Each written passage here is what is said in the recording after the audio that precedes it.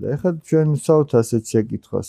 თქვენი შეკითხვა ეს რომ როცა რამე ცოდვა ჩავიდინეთ, მონანიება შესაძლებელია თუ არაო და როგორ ფიქრობთ, აი ადამიანი რომელიც არის ამპარტაონი, რადგან თქვენ უფრო მაგას გაუსვით ხაზი, იგივე მატყუ არა. თუ შეიძლება რომ ადამიანმა შეინანოს ეს. თუ ხდება თავის შეკითხვა შეიძლება. თუ ხდება, აბა რა. აი ძალიან კარგი. ესე იგი, შენ რა ქვია? საბამ. აი რაც საბამ თქვა, პირველი ეგ არის, უნდა მიხვდე, რომ შენ აშავებ. მერე უნდა გადაწყვიტო, რომ აღარ გააკეთო. და მესამე იმედი უნდა გქონდეს, რომ გამოსწორდები და შეცვალო შენი ცხოვრების წესი. თუ იტყუებოდი და აცნობიერებ, რომ ეს ტყუილი რამდენად გაზიანებს შენს და სხვასაც და აი ამას გძნობ, როგორც საბამ თქვა. მერე უნდა შეწყვიტო ამის კეთება, გამოასწორო, არა? და უნდა შეცვალო შენი ცხოვრების წესი, აღარ უნდა მოიტყუო. ყოველ შემთხვევაში მცდელობა ეს უნდა გქონდეს, რომ არ მოიტყუო. დაუშვათ შეიძლება მცდელობა გქონდეს, რომ არ მოიტყუო, მაგრამ მაინც ჩვევა, ხო იცით როგორ არის ახლა ჩვევა ჯულზე უმტკიცესია, სადღაც კიდე წაგწდება და მოიპარავ, თუ მანამდე იპარავდი. სადღაც აი თამბაქოს თუ ეწევდი, კიდე შეიძლება სადღაც სულმა წაგძლიოს და მაგრამ თუ მცდელობა გაქვს, რომ აღარ გააკეთო. ეგ უკვე ძალიან დიდი ნაბიჯია გადადგმული სიკეთისკენ. იმიტომ რომ ეგ მცდელობა უკვე ნიშნავს, რომ შენს ადამიანურ ღირსებას არ ღალატობ. მაგრამ თუ დაგეგმილი გაქვს, რომ მაინც მოწევ, მაინც მოიპარავ, მაინც მოიტყუები, მაინც სიამაყებ რაღაც, ეგ უკვე ღალატია. აი ესეთი მაგალითი მომყავს ხოლმე მაგალითად ფეხბურთი ყველას ძირითადად უყვართ ხო ადამიანებს და ეხლა წარმოიდგინეთ აი 11 კაციდან დაუშვათ ვინც შემადგენლობაშია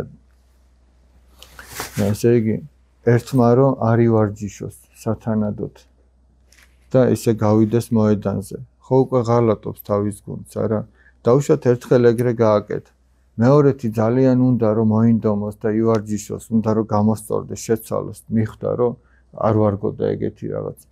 ყველანაირად ცდილობს რომ უერთგულოს თავის გუნდს, მაგრამ მაინც არ წაუვიდა თამაში. ჩვენ ხო ვერ ვიტყვით იმაზე რომ ეხლა უღალატა, ხო ვერ ვიტყვით. იმიტომ რომ მთელი გული ჩადო, ეცა და მაგრამ არ გამოუვიდა. მაგრამ სხვა არის რომ იმ ცუდი თამაშის მერე წავიდეს და კიდე არ მოინდომოს და არ ეცადოს ესე იგი. და წინასწარ დაგეგმილი ქონდეს რომ აი როგორც გამოუვა ისე ითამაშებს, მთელი ძალით არ მოინდომოს. ეგ უკვე ღალატია. ანუ შინაგანად რა ამოძრავებს ადამიანს, მაგას აქვს ძალიან დიდი მნიშვნელობა. და ღმერთი მოწყალე, არ არსებობს ისეთი ცოდვა, რომ სინანული არ შეიძლებოდეს. ახლა მაგალითად, აი რაღაცა ლამაზი ქურთუკი გაწვია, ხო ეხლა რომ გარეთ გახვიდე და რამეს გამოედო და რომ გაგეხეს. რას ზავაიღებ და აქვე ნაგავში ჩააგდებ და ეგრე წახვალ.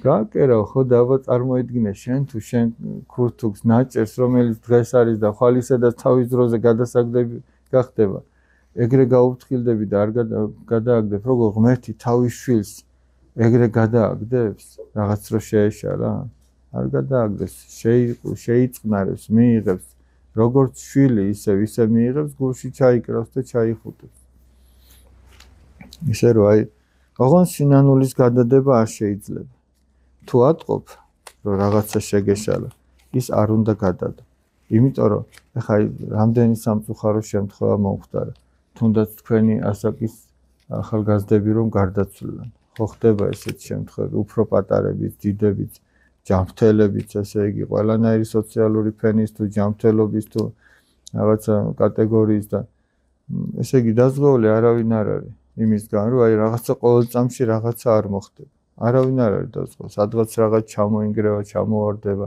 სადღაც ავტოკატასტროფა მოხდება სადღაც უცბად ადამიანი აღმოაჩენს რომ ესე იგი რაღაცა დაავადება სადღაც უცბად აი რამდენი შემთხვევა ყოფილა რომ ახალგაზრდა გოგო ესე იგი ამ წინათ აი მოხდა ბავშვი უნდა ამოეყვანა იმიდან პატარა ბავშვი ყავდა საწოლიდან და უცბად ტრომბით გარდაიცვალა.